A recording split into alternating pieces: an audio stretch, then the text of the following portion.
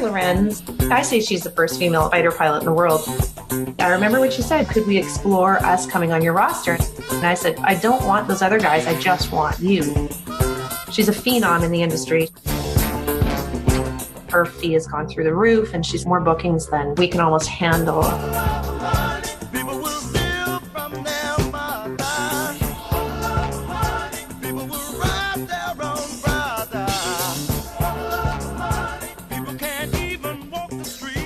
My name is Christa Haberstock. I'm the president of C Agency. We represent and manage a roster of elite corporate speakers. To the outside world, I tell people that I run an agency that represents motivational speakers, but we're so much more than that, but that's kind of the 30,000 foot view. And where are you located today? I live in Dallas, Texas. Have you been there the whole time as you've been running your business? Yeah, I'm originally from Canada, but I've been in Dallas for 20 years now. And we have people spread all over the U.S. We have Nashville, Reno, Chicago, Dallas, College Station. And so are you talking about your clients or also people who work for you? No, these are the people who work for me. None of us, we all operate, we all telecommute. Can you tell us, have you always been that way? Yeah, actually, and I've had assistants in-house with me, and it's been really a plus to have people in the office with me, but it's only ever been like one person. For a little while, it was, two people in here and it was cramped home office thing, right? But for the most part, the telecommuting thing has been amazing and it's afforded my people a lot more freedom. So I've been able to get, I think, more highly qualified people because I'm able to offer that kind of freedom. They can work from home, they can take their laptop to the beach, they can do whatever they want to, and they don't have to come into an office and commute. And with that, could you give us an estimation of, I guess, how many people work for you and I guess general idea of revenues? Well, we've got 10 people that work for C Agency, including myself. A handful of us are agents, but a lot of us like double task on different things like logistics, like event logistics. And as far as the Inc. 5000 revenue, I think we did 4.2 million 2 years ago, or maybe it was this year. But yeah, my financial person sent me that. I haven't committed it to memory, but that's the number that's in my head. Could you tell us again how you got into this? And it's like you started about 8 years ago? Well, I've actually been in the industry 20 years. But as far as starting C Agency, yes, I did that 8 years ago. We just celebrated our 8th birthday on July 1st. Congrats. Which is also Canada Day, which is insignificant to everybody else but me and the other Canadians. So C Agency, I got into the industry. I fell into the speaking industry backwards. My brother is a professional speaker. He was actually in the Olympics. He competed for Canada. And as a result, he, took his Olympic experiences and turned it into a speaking career, a very successful speaking career. He's actually a Hall of Fame speaker now and a New York Times bestseller. His name's Vince Pacenti. So if you want to look him up, he's one of the best. Mm-hmm. And he met and married a woman who ran a speakers bureau. And so when I was looking to move to the States, she said, we actually really need someone like you with your teaching background, because I was an elementary music teacher. She said, we need someone with your teaching background and your skills in front of, people of all ages and sizes to help build my company and, help with the Speakers Bureau part of it. So what I did is I came down to the States and started working at that Speakers Bureau and stayed there for 10 years and was back and forth between the States and Canada. And then went on the representation side, worked for one of the industry greats for a couple of years and saw that there was really a need in the industry for consulting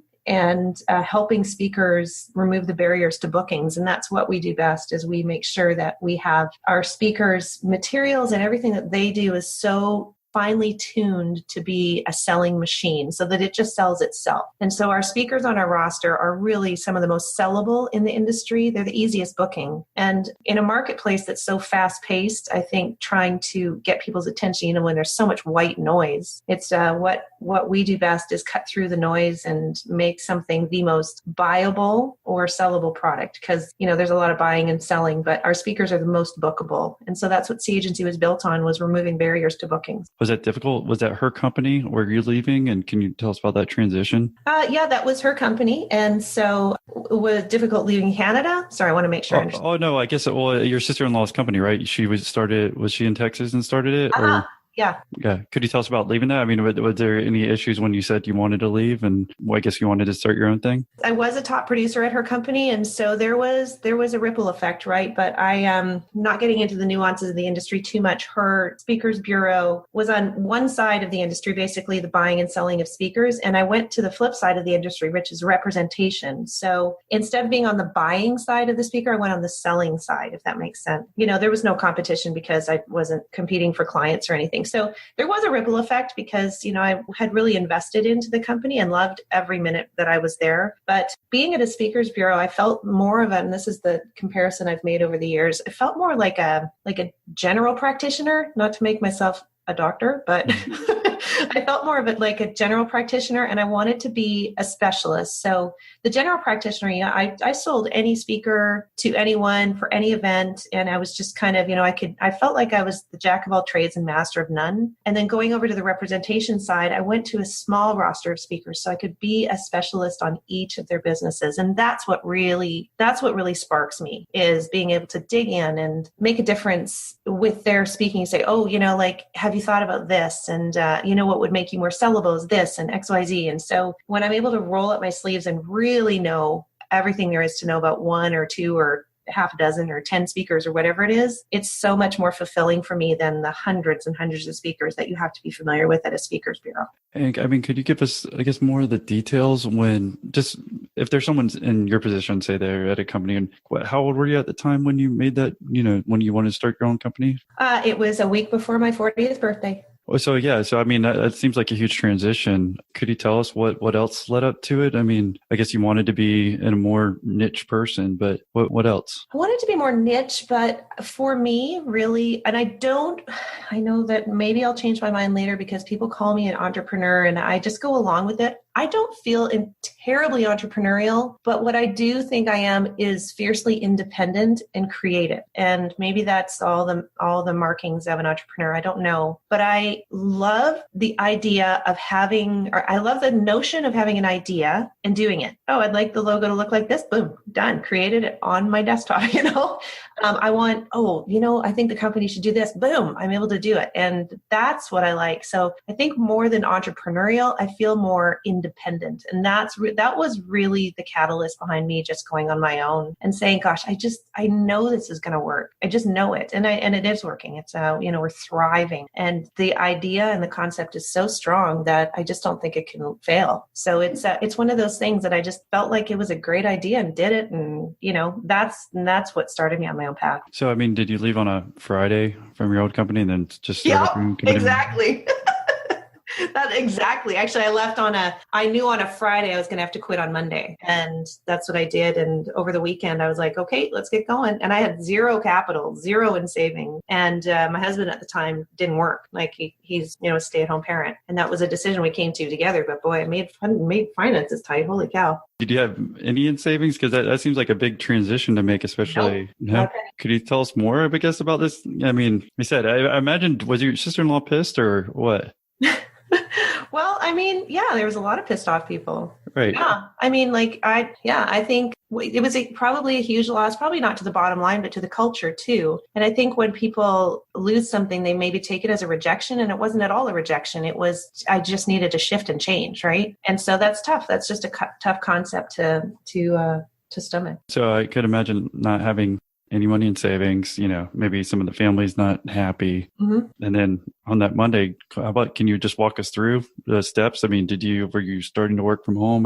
How did you start doing your own business? I just started with zero. And what do you need when you start a new business? You need a website, you need a company name. And I'm very fortunate to have landed in an industry with the smartest people on the planet, the smartest business people, not all of whom, many of whom I had access to, and many of whom would walk on hot coals for me for whatever reason. I was able to source some great minds and say, I don't know what I'm doing. What do you suggest? Can you just tell me? And I had many, many phone conversations with people that were a lot smarter than I am. I had people come out of the blue that I didn't even know that were very, very good at this and say, I'm happy to mentor you. People who are my technically my competitors right now sitting here in this chair said, let me mentor you. And she did. And my clients were patient with me. Everyone was really patient with me. And, this is a people business. I joke, and it's maybe not a funny joke, but I say I'm in human trafficking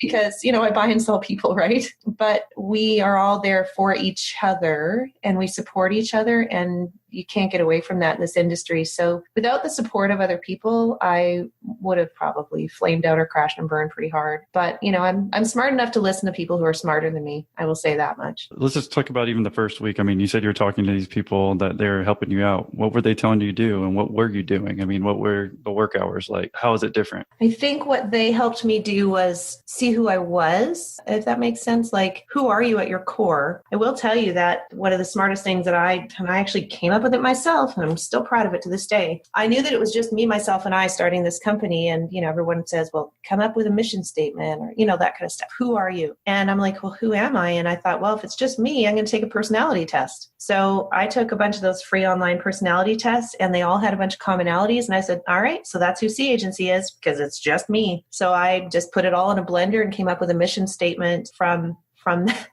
these personality tests.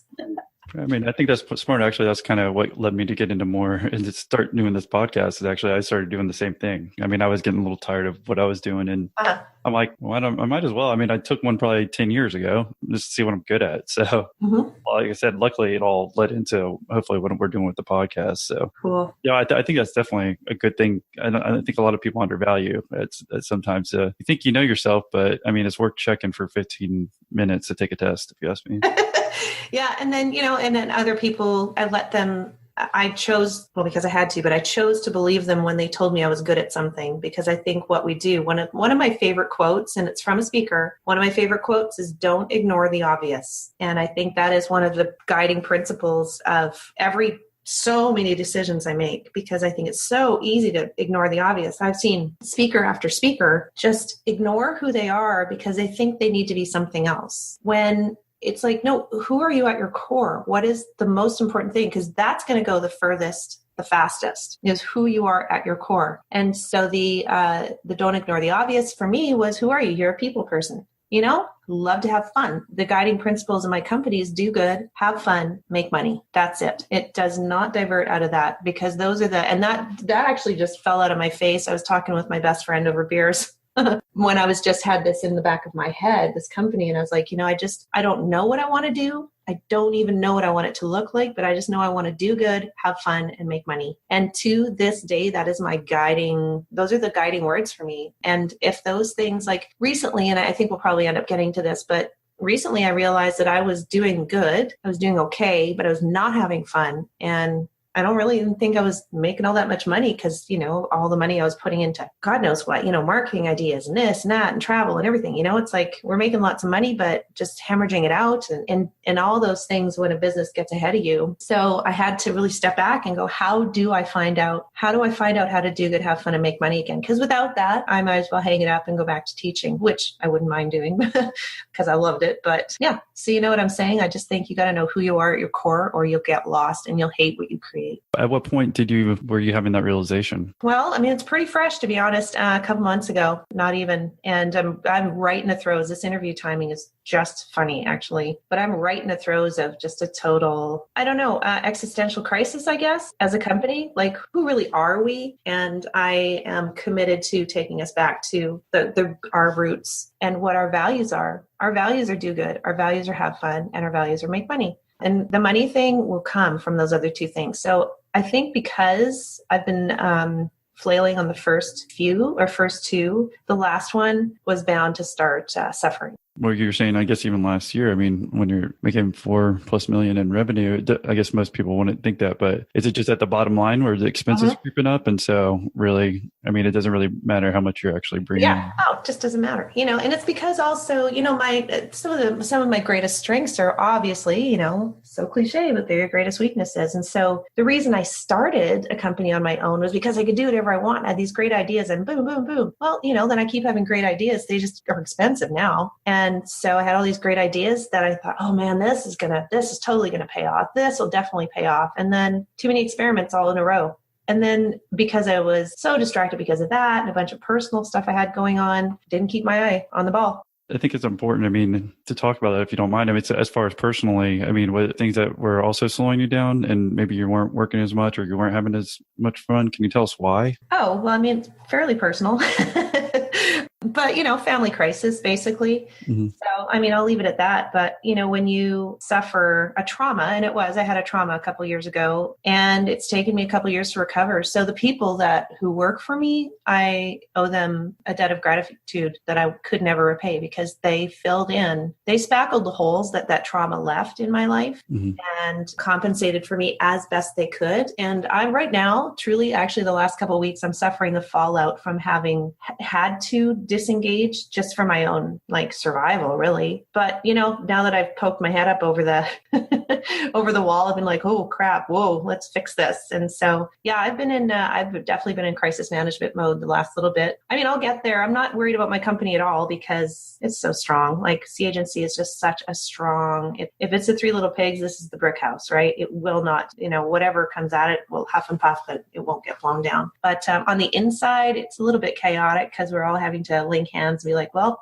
how do we fix this? And again, because this is a people industry, we all care very deeply about each other. I think that's what makes it even more poignant. People don't just go, oh, this company sucks, I'm going to work somewhere else. That would never happen here. That, there's just too much investment in each other. So we're really a family, my roster and my staff included. I'm very, very blessed. If you've been in business long enough, everyone goes through ups and downs, in life or whatever. And sometimes it bleeds over into the business. So yep. That's the only reason I was bringing that up. But I mean, so is this your only crisis that you've kind of had over the last 8 years? I mean, I guess within the past couple months, you said? Yeah, it is actually. I mean, there's always one of my speakers calls it the July scourge because it's just like July is a quieter month.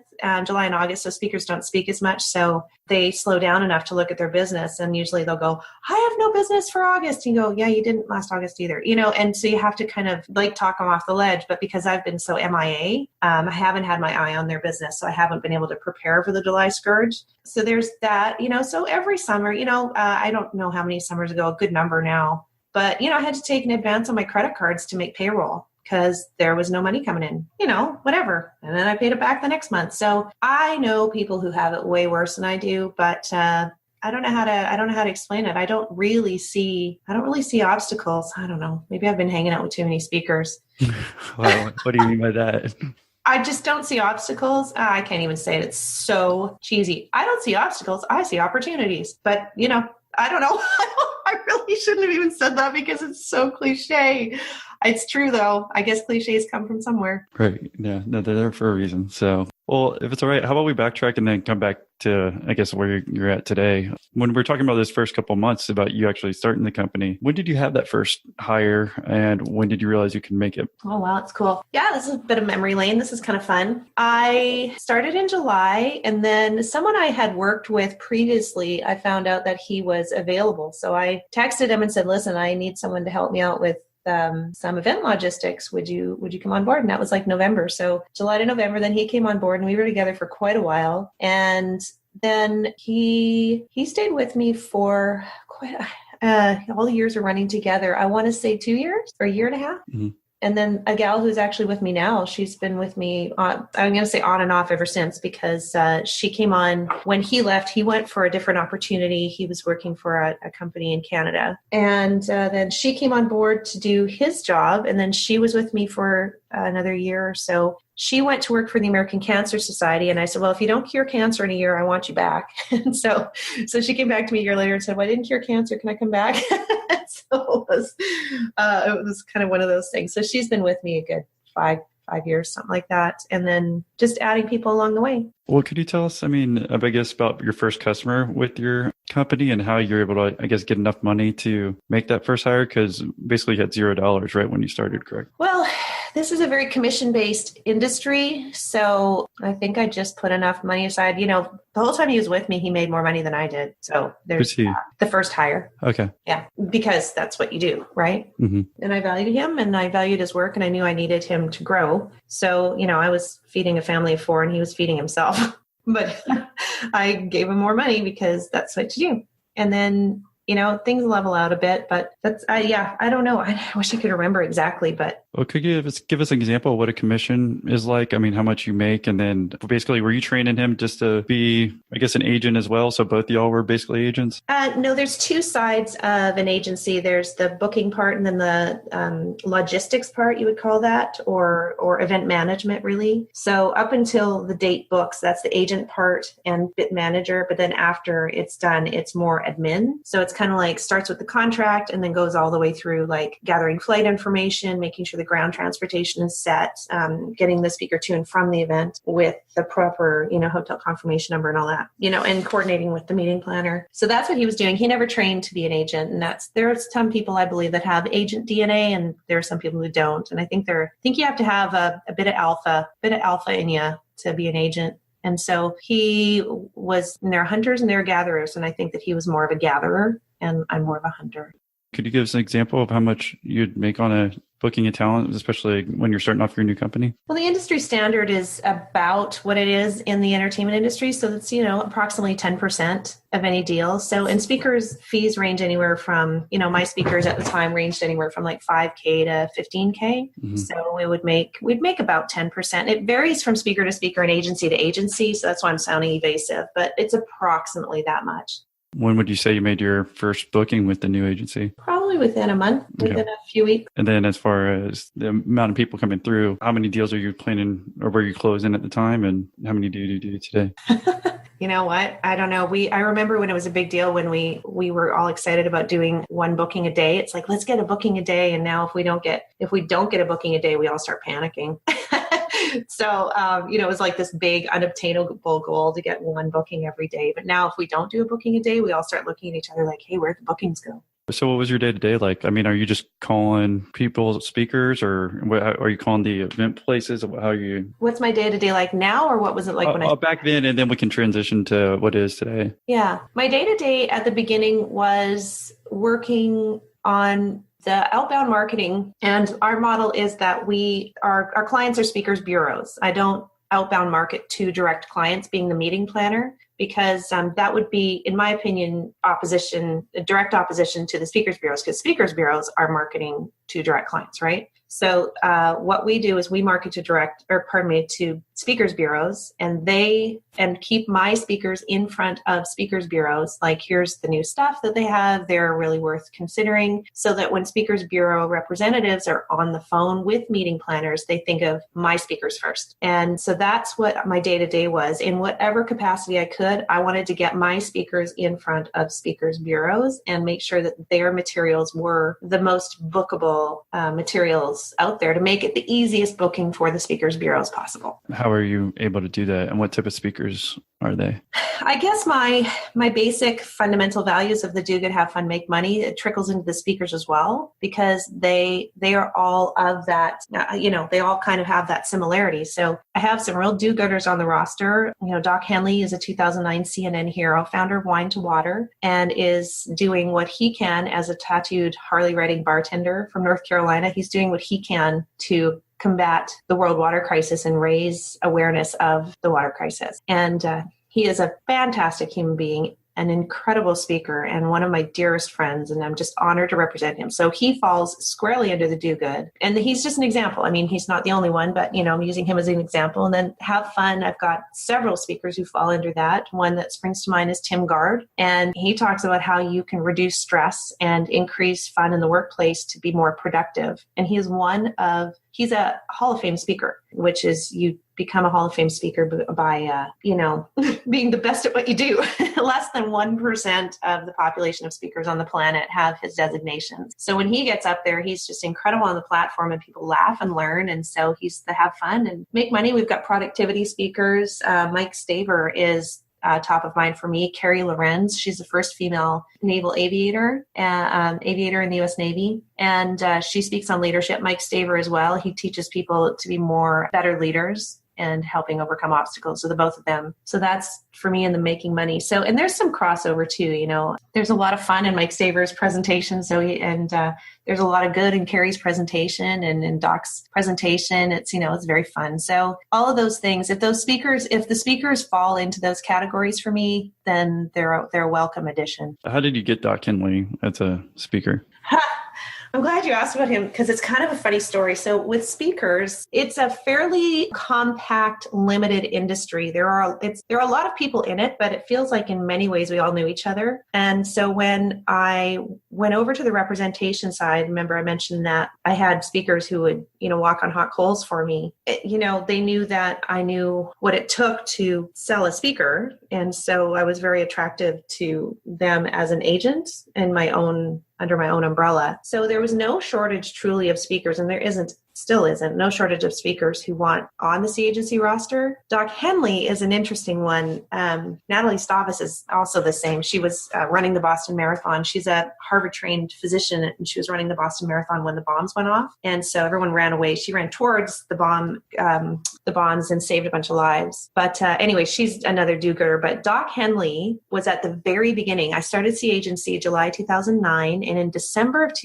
November of 2009 was the CNN Heroes, right? And right before that, I was working a deal for one of my speakers on my roster at the time, and the meeting planner was about to book it. He called me back and said, you know what? Client pulled a fast one. Sorry, we're booking a guy named Doc Henley instead. And I said, who the hell is Doc Henley? I was like, what do you mean? Well, 20 minutes later, I'd been on his website. I was like a legit fan of his. And so I sent him a message knowing, well, this guy doesn't know the first thing about the speaking industry. First of all, he will get chewed up and spit out of this industry so fast it'll make his head spin. And he's got something good to share with the world, and I wanted to be part of it. So I sent him a message on Facebook and said, hey, I'm a new fan, just wanted to let you know who I am, and if you ever have any questions about the speaking industry, give me a call. So I remember I was sitting at my kitchen table, and my phone was face up, and I saw this North Carolina number pop up, and I was like, oh my gosh. So I pick it up, and he goes, Christa, my name's Doc Henley. And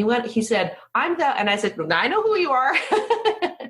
And, it wasn't a good 30 minutes later, we were talking, and he said, what would it look like if I was on your roster? And I said, it would be awesome. He said, well, let me talk to my board and I'll get back to you. And we started working together. I'd never met him. I'd never seen him speak. I'd never even seen a tape on this guy. I didn't even know if he was any good. But God, if I knew that he had so much potential. At the beginning of a company, you can do that, right? You can just jump in with both feet, and you're so aerodynamic, you can make it work. But yeah, and those are the thrilling moments. And so here we are, God, like 7.5 years later, still working together. And, Wine to Water, his organization has grown. They're in 25 countries. They're going to reach 1 million people with clean water. I'm just so proud to be aligned with that organization. And so, it's very cool. So that story with Doc is kind of it's a bit of a rare gem, but it's one of my favorites. How about another one? Can you give us an example of another one on like how you would find them and make them your client? I don't know. There's always these twists and turns. I never know when I'm saying too much, but Carrie Lorenz that I mentioned, she's I say she's the first female fighter pilot in the world, but she likes to say North America.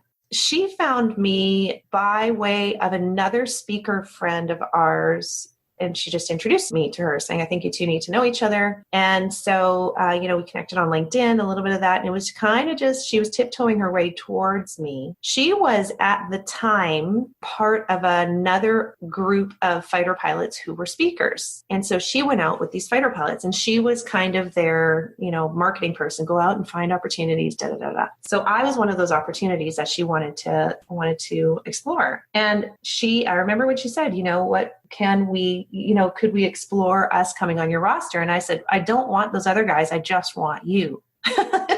And she, again, she really hadn't had any speaking engagements of her own. So she said, well, listen, we come as a package deal. And I got on the phone with her and these other guys. I was like, listen, I'm going to tell you this right now. I don't want you guys, but if I have to take you guys to get her, I will. And so they said, okay, fair enough. And I said, okay, prove me wrong. Well, no, I was right. They dropped away and she stayed on, and she's a phenom in the industry. She's absolutely taken it. Like, her trajectory has just been absolutely vertical, and she's just taken it by storm, and her fee has gone through the roof, and she's got more more bookings than, we can almost handle. So she's tremendous. And, thankfully, and again, it's a relationship industry, but she's one of my very best friends, as is Doc Henley. The two of them, I hold them very close to me, close to my heart, and they will always be friends. She's another one. So she rocketed very quickly, but I recognized the talent in Doc Henley. I recognized the talent in Carrie Lorenz. They were startups. I don't do that anymore because it is just too exhausting. But, so now I take on established speakers, make sure that everything stays strong and manage their business. What talent do you see in them when you're looking to bring someone on? I mean, I guess you said you don't do startup speakers now anymore, but back then? Just the obvious selling potential. Doc Henley's, like I said, he's a tattooed Harley riding bartender from North Carolina with a drawl and X factor to spare and a great story and a willingness to share it and platform skills. And, there's marketability of these people. Carrie Lorenz is 6 feet tall, gorgeous. She's got, I don't mean to, but it's packaging, right? It's kind of like it helps. And she's so willing to work hard. Doc is so willing to work hard. And it was so clear that they trusted me in the early days, that they were like, no, you're the expert. You know what you're doing. Like, let's do this. And we would work together arm in arm to do it. And in honesty, that's just because I've been so pinned under everything over the last couple years. That's what I miss the most, is being linked arm in arm with my speakers, going, what can we do to build this and make it beautiful and make it succeed and make it what you want it to be. As a company grows, I've had to lead a company. And that's frankly what sucked a lot of my joy, is I've been pinned under the administration of this huge company. So I have to find a way to get back to that. One more thing about that, and then we'll jump back to your company. I mean, you said earlier that Doc Henley, that if he came into the industry that they might get chewed up and spit out. What do you mean by that as far as, I guess, new speakers in the industry? When I first started working with him, he said, I said, okay, well, question. I said, send me your sample contract, or send me a copy of your contract that you would have sent, because I think you did something for Caterpillar or something. It was one of those big, I don't know why Caterpillar is coming to mind. I said, send me the contract you sent to Caterpillar. And he's like, oh, I don't have a contract. And I was like, sweet Jesus, man. You can only do that so many times before you completely screw something massive up.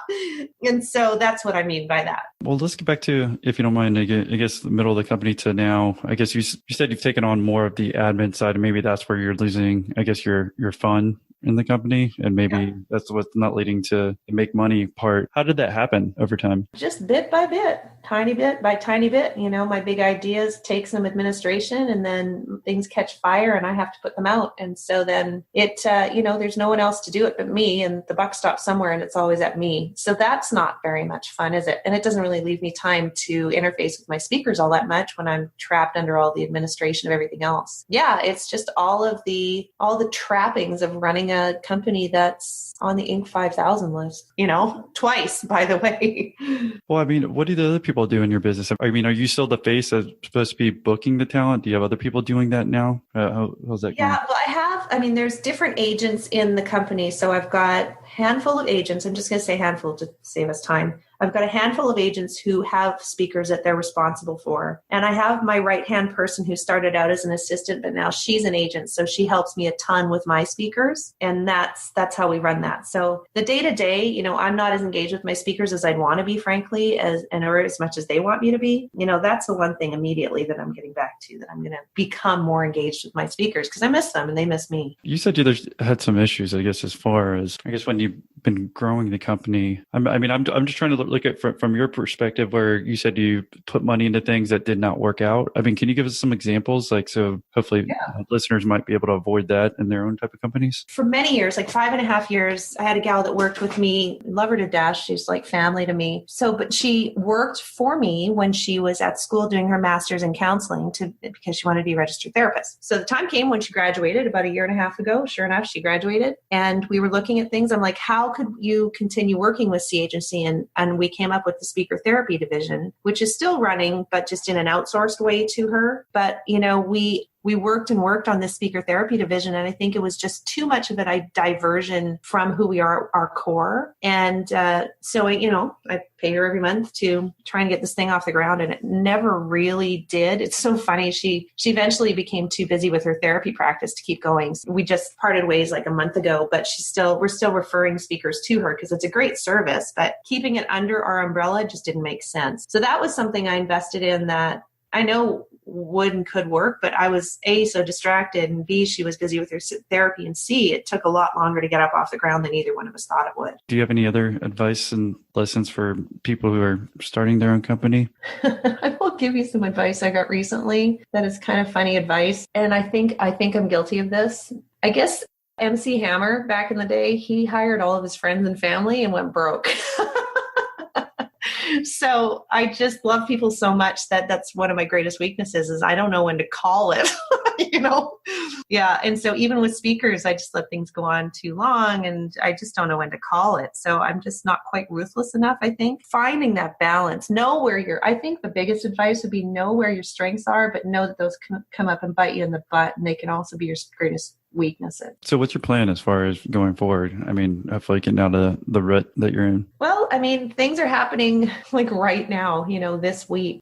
I don't know. I actually don't 100% know the tactical. I don't know my tack right now. I don't know where my rudder's pointed, but I do know that I've slowed down enough in the last little bit to look in the mirror and say, yeah, I remember you. I remember you. I remember what you love and I remember what you're good at. Let's do that. And the people who want to stand alongside me, speakers and the people who work for me, and I don't expect that anyone's going to bail on me. When you're that honest, I think people have a tendency to walk next to you, but I need to get back to our core value, and it's do good, have fun, make money. And it's just loving people and making sure that we've got the right framework in place to stay strong. So that's it. I can't get real specific just because I don't know right now, but I do know that we're getting back to who we are at our core, and I'm excited about it. It's going to be severely painful and hard. I think it's going to be a really good thing. I like talking to entrepreneurs. That's why we're doing this. And hopefully the people listening, they're here to learn. Yeah. Even talking to people at different stages of their company right now, because what happens if I interviewed you maybe 4 years ago and maybe you're at the height, right? Yeah, it would have been all hype, man, right? Like it would have been something very different. But the message I think is still the same. It's kind of fun to be able to just chat it through, especially at this this flashpoint right now. It's really fun to be able to do this. And I'll be able to look back on this and be like, oh my God, that was hard. Right. And hopefully this helps the entrepreneur and yourself as far as just looking back and thinking things through. So, well, if anyone wanted to say thanks for doing the interview, what might be the best way for them to reach out and say thanks? I think hit our website. You can just email me directly, Christa@cagency.com. Well, thank you very much for coming on, Christa, and sharing your story. No problem. Thank you so much for having me.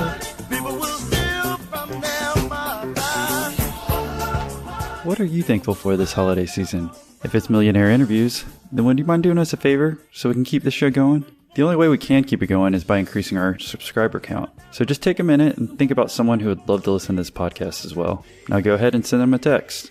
And before you press send, add this link to your message, millionaire-interviews.com/subscribe. It'll redirect them to the podcast app so they can subscribe within, 6 to 9 seconds. We'd really appreciate it again if you share it with somebody, because we can't keep it going without you and other listeners. People don't